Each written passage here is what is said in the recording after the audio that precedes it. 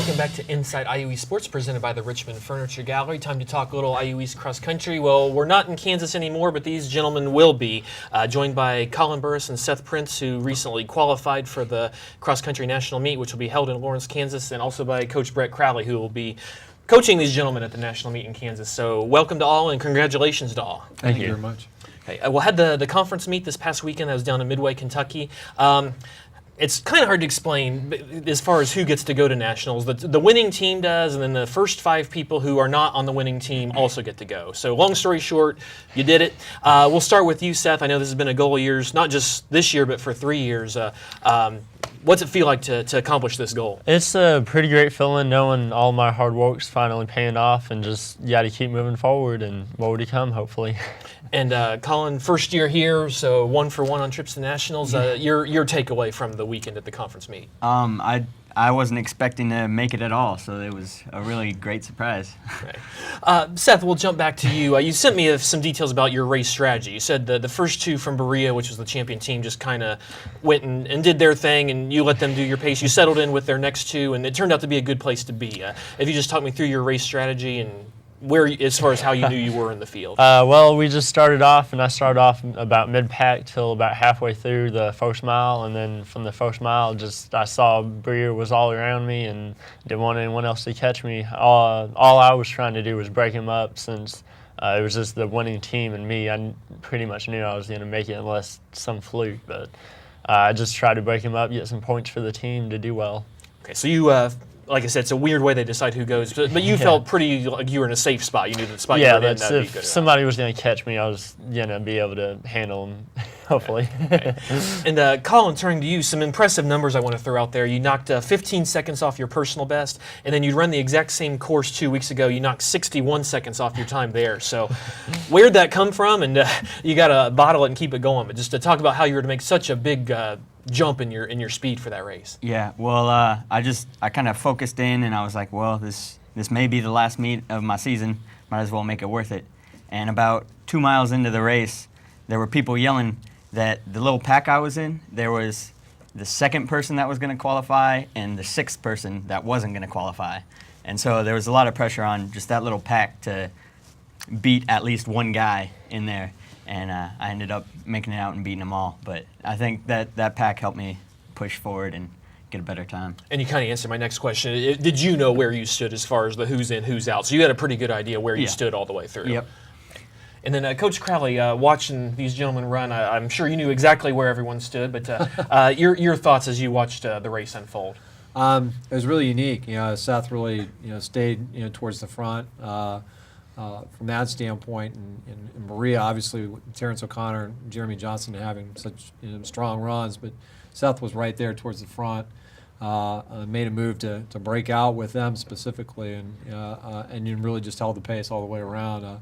Collin, obviously, unique to the Facebook page, I thought you were more motivated by your teammate pointing her finger at you from that standpoint and urging you on. But really, we were not necessarily waiting. Collin's had several breakouts this particular fall, and really was very quiet to start before the race, and kind of separated himself from the team. Was very focused, and the next thing you know, mile 3 was right where we felt he would be all along. Way back in August, and really just took it from mile 3 and pushed forward, and obviously got in the top 10 from there. Not only a great individual day, a great team day for IU East as well. Finished 2nd in the team standings. That's the first time we've had any cross-country team finish not only in the top 2, but even in the top 4. So I'll just go around the table. I'll start with you, Coach, and then swing around. Just the satisfaction I'm sure you must feel to have such a good team finish. It's a great accomplishment. All the guys on our men's team worked extraordinarily hard. Obviously, our best 5, we've had several other folks who've been injured or haven't been able to fully participate from one way or the other.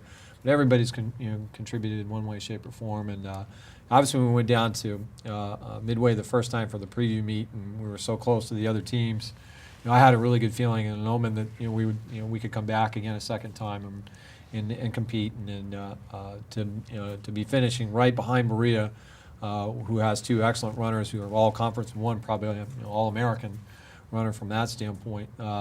to be able to be right there with the rest of our team was very satisfying. And going around the table, Seth, actually both of you, I asked you for a reaction after the race, and both of you sent the team comments before you talked about your individual races, which I thought said a lot. Seth, your thoughts on the team finish? With the preseason polls, we were seated kind of in the back, and we just wanted to do better than the preseason polls, which we did. And with the midway going down there before, we had some injured runners that didn't do as well, and so we had a lot of, hey, we can do this. Let's go and make ourselves and do it. And you did. And Yeah. Collin, your thoughts on the team results? The coolest thing for me was seeing how far we'd progressed since the beginning of the season, where we went from our home meet where we couldn't beat Kokomo to this meet where we demolished them, and we had 2 guys in front of their number 1 guy. It's just really cool to see how we progressed as a team, and both physically and mentally as a team. And it was a good day all around, not just the men, but the women's team as well, Coach. No national qualifiers, but 4 of the 5 women who ran faster than they did at the same course 2 weeks ago, which is kind of how I know you measure yourselves in cross country. And you had one finish with a personal best, Riley Johnson. So just a few thoughts on the effort that the women's team turned in. I can't ask for any more out of our 5 women. We started the season, and they experienced some adversity. We had several folks decommit and a lot of injuries.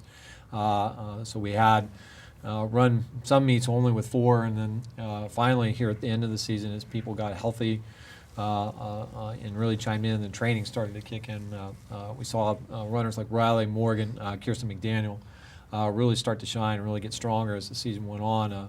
Obviously, we put 3 in the top 30, specifically in the women's race in the KIC, which is an excellent feat to do. And in this, I think the future is very bright. We just need to add to our women's group so that we have a little more competitive practices and give ourselves more chances to excel at the actual conference meet. But all in all, I think we got the most out of the 5 young women that we had, and they had an excellent season all the way around. It'll be November 23rd at Rimrock Farms in Lawrence, Kansas for the national meet. So best of luck to all 3 of you. I'll give you the same advice my parents always give me. Do your best, have a good time, and bring back some good times. Thank you. Will do. Thank you. All right, we'll be back on Inside IUE Sports presented by the Richmond Furniture Gallery.